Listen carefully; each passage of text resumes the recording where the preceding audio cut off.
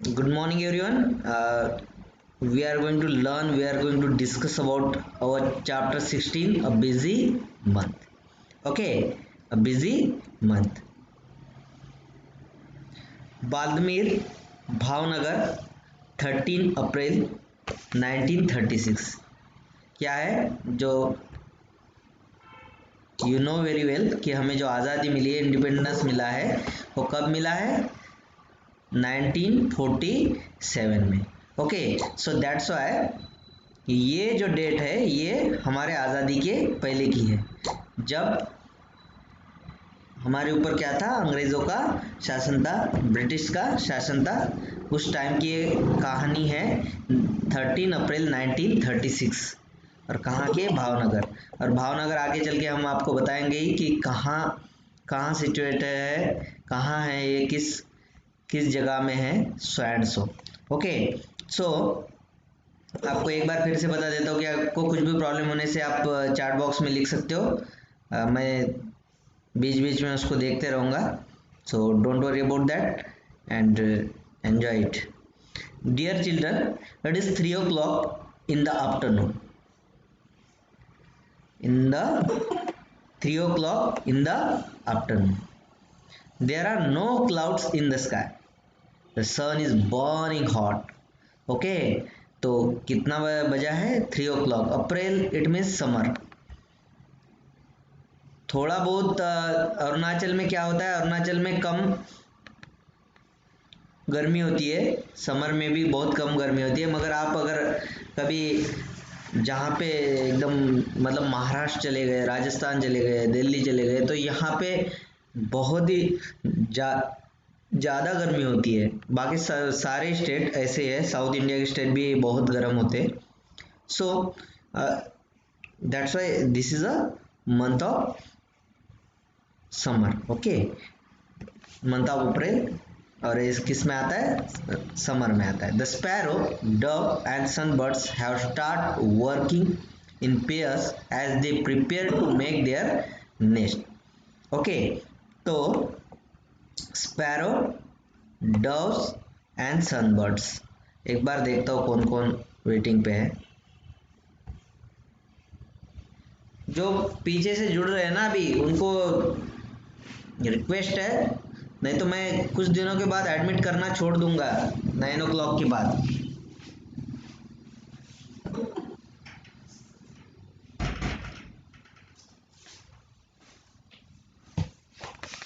Okay, so that's it. Sparrow, dove, sunbird have start working in pairs as they prepare to make their nest. वो किसके लिए prepare कर रहे थे? उनका घर बनाने के लिए। हमारा तो घर होता है, हम तो बम्बू से कुछ लोग घर बनाते हैं, कुछ सीमेंट से बनाते हैं, कुछ एंड सो। तो मगर उनका घर जो होता है वो नेस्ट का होता है, और वो अपना घर खुद ही बनाते हैं। Some of the birds have already made their nest. In some of the nest the eggs have hatched. The parents birds are busy feeding. Okay, hatch मतलब टूटना और उसका बाहर आ जाना बच्चा। Okay, the parents birds are busy feeding. Feeding मतलब आप भी जब छोटे थे तो आपके मम्मी पापा आपको क्या कर रहे थे? फीड करते थे, है कि नहीं? तो जब आपके मम्मी पापा फीड कर रहे थे तो सेम वे में जब छोटे बच्चे होते हैं, बर्ड्स के भी बच्चे छोटे होते हैं, तो दैट टाइम क्या होता है कि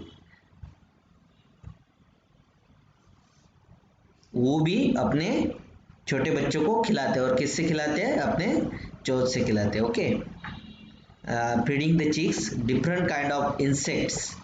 तो उनका खाना ही इंसेक्ट्स है एंड अदर थिंग्स। कुछ ग्रेन्स एंड इंसेक्ट भी वो लोग खाते हैं। सो अब तक यहाँ क्या समझ में आया हमको? कि अब तक हमें यही समझ में आया कि 3 o'clock हो रहा था, बहुत ही समर का, और सन बर्न कर रहा था, ये कुछ नेक्स्ट बना रहे थे, और बहुत सारे जो स्पैरो है, डव्स है, सनबर्ड्स है, ये क्या कर दिया इन्होंने?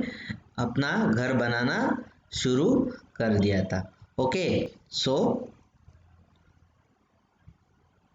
बच्चों कैमरा ऑफ रखो, अभी कैमरा ऑन रखने की कोई जरूरत नहीं है, please off your camera. Okay, so in our courtyard also there is a baby dove and there is another egg in the nest but it has not hatched it. So इनका जो court yard है, मतलब इनका घर का बाहर का part जो है, इसमें भी कुछ एक क्या है, बेबी डव है। Baby dove it means this is dove and baby dove means baby dove. Okay, तो there is another egg in the nest but it has not hatch it. तो अभी तक वो अंडों में से कुछ भी बच्चा बाहर निकला नहीं है। So that's why, okay, so for a teacher Gajubhai Bhakeda live in Gujarat. He wrote many stories for children. In this letter, you will read about some of the birds that you see all around. After reading this letter, children should be encouraged to observe birds around them and discuss about them in your class.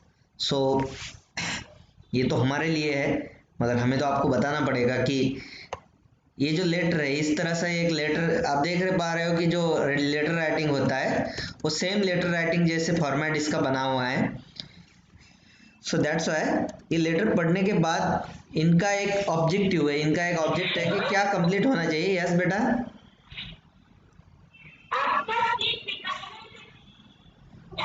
बाकी बच्चों को दिखाई दे रहा है? हाँ, so please adjust your screen बेटा। So good morning, good morning. Actually क्या है कि आपको ये लेटर, ये कंप्लीट लेसन होने के बाद आप भी अपने आसपास की जो बर्ड्स है उसको ऑब्जर्व करेंगे। मुझे एक्चुअली क्या है ना, एक्चुअली यहाँ पे बहुत बर्ड्स कम दिखते हैं क्योंकि उसके कुछ भी रीज़न हो सकते बाकी, मगर यहाँ पे बहुत सारे बर्ड्स नहीं हैं, मगर जो भी दिखेंगे आपको उसको ऑब्जर्व करके उनको हेल्प करने की कोशिश करनी चाहिए। Okay, now looking around, this is our book's name and is on the way to Gopal Bhai's house. On the way to Gopal Bhai's house. Gopal भाई कौन है अभी तक हमें पता नहीं है, मगर आई होप, मुझे ऐसे लगता है कि he is a writer of our chapter. There are many stones along the road side, कि यहाँ पे क्या है, रोड साइड में बहुत बड़े बड़े स्टोन्स है। ओके, एक्चुअली ऐसे रोड बना है तो इस रोड के साइड में बहुत सारे स्टोन्स पड़े हुए हैं। Okay, an Indian robin has lead it's egg. वहां पे किसने अंडे दिए, अपने एग दिए? Indian robin. This is Indian robin. You can observe it, you can आप देख सकते हो इसको, इसका नाम भी आपको पता चल गया ये कैसे दिखता है। ऐसे भी मतलब ऐसा अगर पंछी आपको कहीं पे मिले तो आपको पता चल जाएगा कि ये क्या है, एक इंडियन रॉबिन है। दिखने में एकदम स्पैरो जैसे है बट लिटिल बिट कलरफुल है, that's why its name is Indian robin. After that Bachchu भाई, बच्चू भाई ये दूसरे का नाम है। शो इट टू मी, बच्चों में बोलता है मुझे भी दिखाई दे जाता। Okay, I look through the binoculars. इन्होंने किससे देखा? बायनोकुलर से। बायनोकुलर क्या होता है कि कोई भी दूर की कोई भी छिपी हुई चीज आप उसको अच्छे से देख सकते हैं, क्योंकि वो जो उसकी पियर साइज है उससे ज़्यादा बड़ी दिखती है, तो आप आसानी से उनको देख सकते हो। क्योंकि आप देख पा रहे हो इंडियन रॉबिन, अगर इंडियन रॉबिन कितना, बेटा don't disturb in class. Okay, एक तो लेट से आते हो, हाँ, इतने लेट से ज्वाइन नहीं करना है। अब पढ़ाई चल रही है, पढ़ाई के बीच में विश मत करो, तो आप अपना चैट बॉक्स में लिख सकते हो। ओके, तो देखिए कि बच्चू भाई क्या बोल रहे हैं कि इन्होंने कैसे देखा अंडों को, बायनोकुलर से देखा। What is binoculars? बायनोकुलर्स एक बार आप सर्च कर लेना है, देख लेना है, उसका पिक्चर आपको दिखाई देगा। बायनोकुलर्स वो होता है कि आप कोई भी दूर की चीज आसानी से उससे देख सकते हो। और इनके अंडे, अब देखो ये पंछी इतना छोटा है तो अंडे तो बहुत ही छोटे होंगे, तो इसलिए क्या हुआ कि उनको बायनोकुलर से देखना पड़ा। I saw that the nest was made of grass. क्या हो रहा है, इन्होंने दूसरा एक नेस्ट देखा, और किससे बना हुआ है वो? ग्रास से। क्योंकि ग्रास का यूज बर्ड्स क्या करते हैं, एक गद्दे जैसे करते हैं, जो एक जो फोम होता है ना, कॉटन जैसे ऐसे नरम नरम होता है, दैट्स वाई। ओके, क्योंकि उनके पास तो ये सारी चीजें नहीं है, तो क्या करेंगे, ग्रास का यूज करते। On the top there were soft wings. अब उसके ऊपर भी कुछ चुभना नहीं चाहिए, तो इन्होंने क्या किए, विंग्स और रूट्स। वूल कहाँ से मिल गया, तो वूल, हेयर एंड कॉटन वूल, ये सारी चीजें जहां भी इनको मिलते गई, इन्होंने क्या किया कि वहां पे बिछाया अपने नेस्ट के ऊपर। मतलब आप सोच सकते हो कि बर्ड्स भी कितने सोच सकते हैं, बर्ड्स भी कितने सोचने वाला प्राणी है एक, है ना। अपने बच्चों के लिए इतना अच्छे से वो नेस्ट बनाने लगता है और बनाता भी है। This is how the robin make its nest. तो ये सारी प्रोसेस है, इस तरह से वो क्या करता है, अपने लिए, अपने बच्चों के लिए क्या करता है, घर बनाता है। What soft and cosy home for its chicks. वो अपने बच्चों के लिए, आप जैसे कि देख पा रहे हो कि कितना एकदम कोजी एंड सॉफ्ट घर बना रहा है। The robin is not like the crow. Robin crow जैसे नहीं है। क्रो क्या होता है, ये कौवा होता है, ठीक है, और इसके जैसा नहीं है। Crow is a nest is made of kind of things, even pieces of wire and would. तो आप देख सकते हो कि ये जो क्रो होता है, ये क्या करता है, अपना जो घर है वो वायर से और वुड से, लकड़ियों से भी बना लेता है। मगर ये ऐसे नहीं, ये इंडियन रॉबिन क्या करती है, बहुत तकलीफ लेती है और अपना घर क्या करती है, बहुत अच्छे से बनाती है। ओके,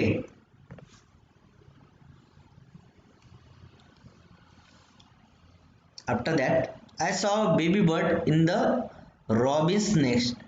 इन्होंने अब क्या, अब इनका डेली का रास्ता है वो घर के पे आ जाने का, तो इन्होंने क्या किया, रॉबिन के नेस्ट में एक बेबी बर्ड देखा।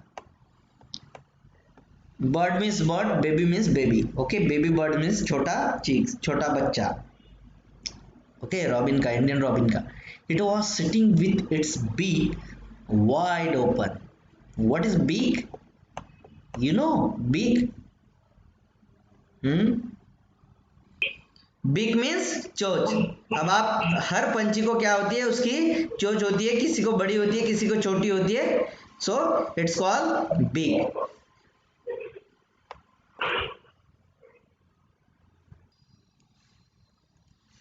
This is big. अब इन्होंने क्या किया कि वाइट बिग को ओपन करके रखा है।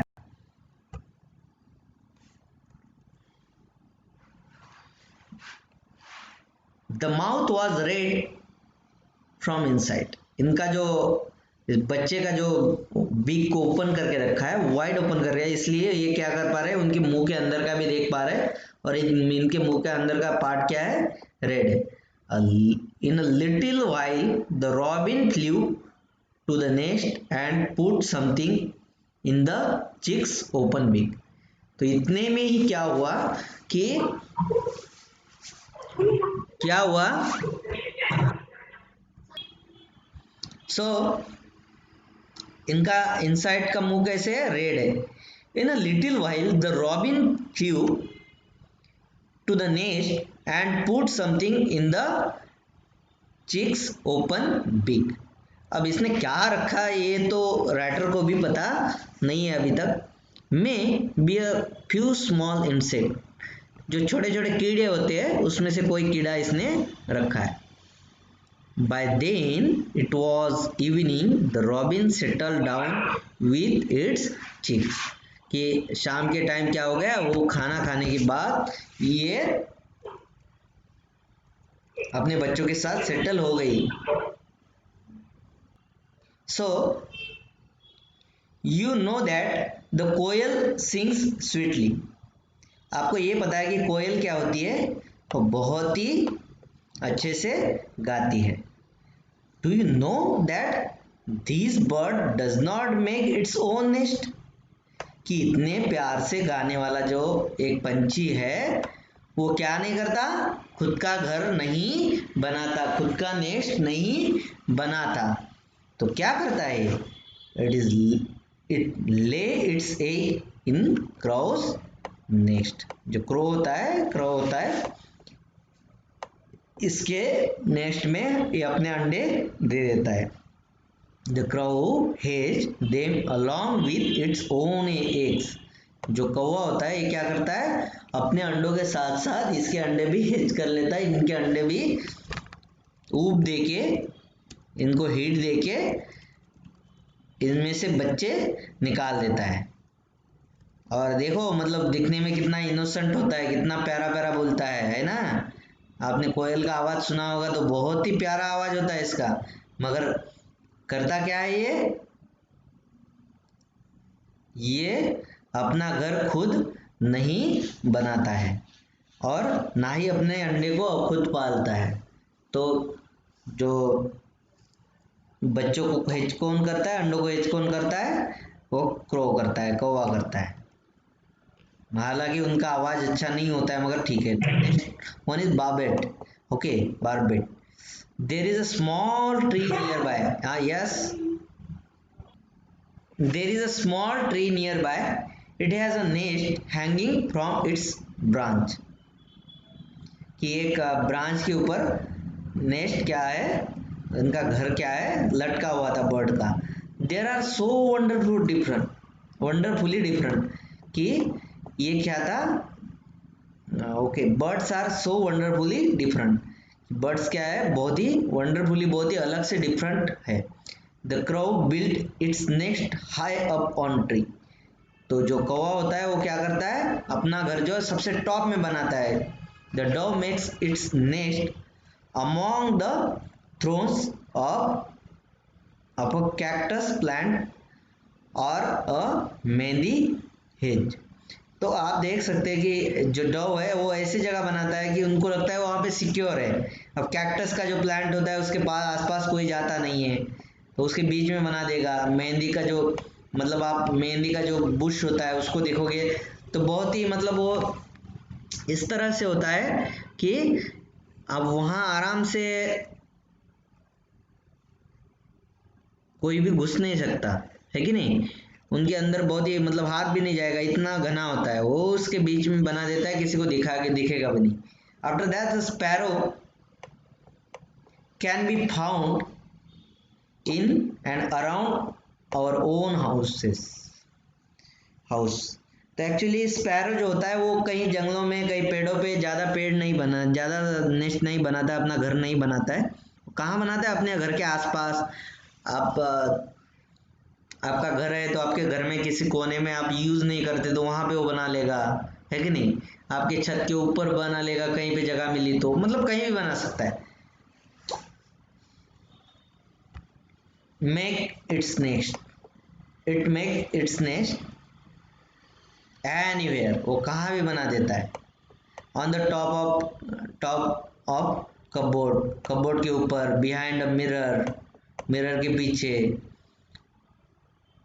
ऑन अ लेज, है ना, कहीं भी बना सकता है वो। इसके पास कलाकारी होती है, ज़्यादा वो ढूंढता नहीं जगह, घर में ही बना देता है किसी की। पिजन्स, उसके बाद आता है pigeons. Also make their nest like this, pigeons भी उनके तरह ही घर बनाते हैं। आपको देखा होगा कि मैं जैसे देख पा रहा हूँ, अरुणाचल में हम रहते हैं ईटानगर में, तो यहाँ पे जो टॉप फ्लोर होता है किसी के भी घर का, वो पत्थरों से बना होता है, आयरन प्लेट से बना होता है, और उसके बीच में कुछ जगह रह जाती है कि आपका जो, हाँ yes, often they make nest in old or deserted building. Okay, जहाँ पे कोई रहता नहीं, पुरानी बिल्डिंग में भी ये अपना घर बना देते हैं। The barbet and coppersmith, एक बर्ड का नाम है barbet and second one is coppersmith. Bird can be heard in the summer with tuk tuk tuk tuk टक कॉल। अब आप समर में ऐसा आवाज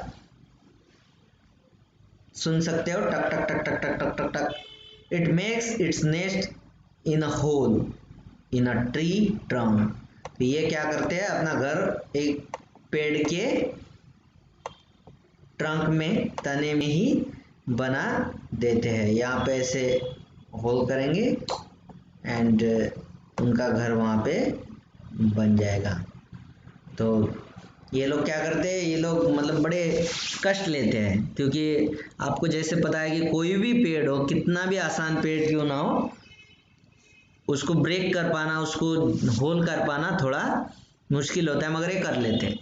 and the tailor bird use its sharp beak to stitch together two leaves on bushes, Bush.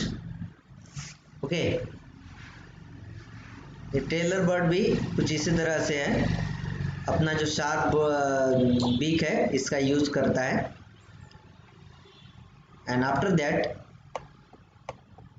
It let it's egg in the fold of the leaf that it has made, this is next. Okay, तो इस तरह से आप देख पा रहे हो कि अपना अपना बर्ड जो है, कोई भी बर्ड जो है वो अपने अपने अलग अलग तरीके से क्या करता है, अपना घर बनाता है। तो आज के लिए एक बार रिवाइज कर देता हूँ कि हम जो पढ़ रहे थे उसका चैप्टर नंबर 16 है busy month. Okay, busy month. After that आपको एक छोटी सी लेटर राइटिंग जैसा ये चैप्टर है। हाँ हाँ, तो बच्चों इस तरह से आज के लिए इतना ही हम पार्ट पढ़ेंगे इस चैप्टर का। So thank you so much, have a nice day, bye bye.